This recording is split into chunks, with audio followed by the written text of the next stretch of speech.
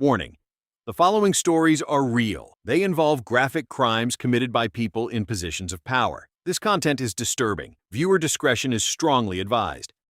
Robert Lee Yates served 19 years in the U.S. Army. He was also a husband, a father of 5, a churchgoer, a respected man in his Spokane, Washington community. After the military, he worked as a corrections officer in Washington state.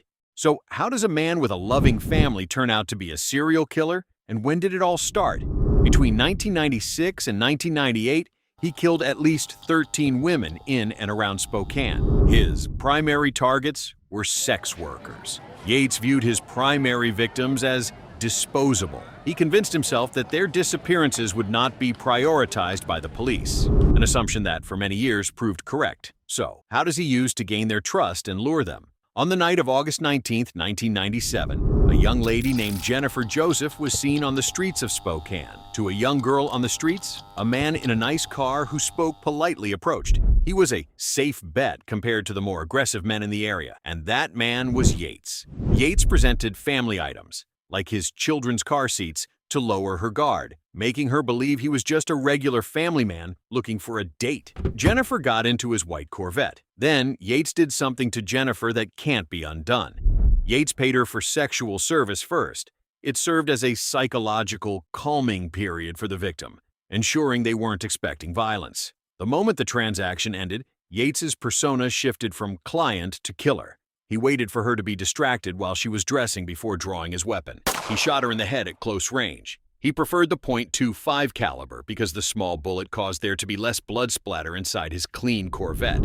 He dumped Jennifer's body in a field, leaving her nearly nude. He kept her clothes and personal items as trophies. Jennifer had disappeared from her social circle on the streets. So, how did Robert Lee Yates get caught?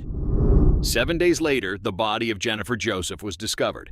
The police eventually tracked down the Corvette, which Yates had sold to a friend, and they found a tiny mother-of-pearl button under the passenger seat.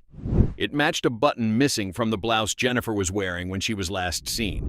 Police had been searching for the Spokane serial killer for years. The case was enormous. They had DNA evidence, but no match in the system. Yates had never been arrested before, so his DNA wasn't on file anywhere. He was caught through a combination of witness descriptions and tire track evidence from the scene of one of the murders.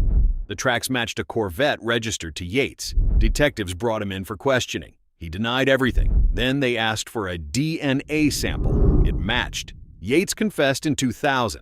He gave up the locations of victims police hadn't found yet as part of a plea deal. He was sentenced to 408 years in prison for the Washington murders.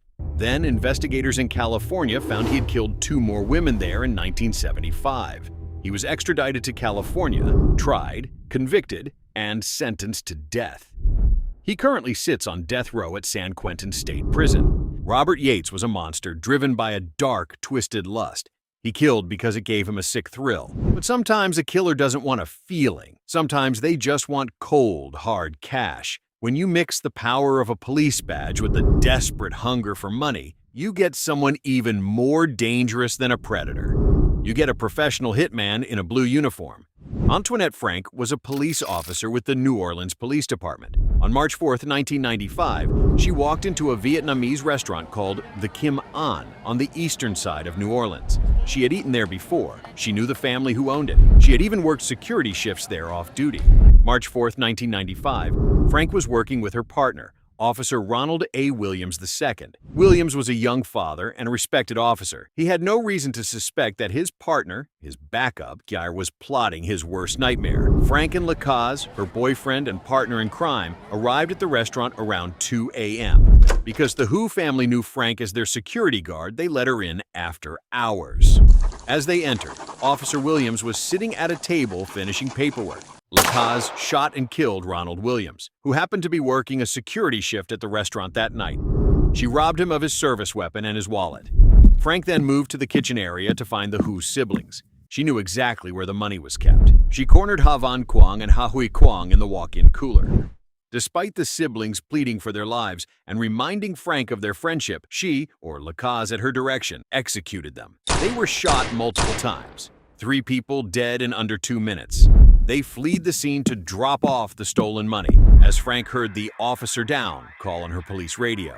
Frank briefly changed into her police uniform, and in an act of sociopathic confidence, Antoinette Frank planned to return to the restaurant in her patrol car, pretending to be a responding officer. But how did the police department know that an officer was down? Who called them? When police arrived to investigate, Antoinette Frank showed up at the same crime scene that she had created herself, in uniform. Unknown to Frank, two other siblings, Chow and Kwok, were hiding in a different part of the restaurant, and they saw everything. Chow hid in a walk-in refrigerator during the shooting and survived, and she was the one who called 911. She approached the surviving family members, pretending to help, and asked what had happened. However, Chow Hu immediately identified her to other arriving officers, screaming, "She did it! She killed them! You killed my brother and sister!" She was arrested the same night. At trial, Chow Hu testified directly against her. Frank was convicted of 3 counts of first-degree murder and sentenced to death. She currently sits on death row in Louisiana, making her one of only 2 women on death row in the state's history. She has filed multiple appeals. All of them have been denied.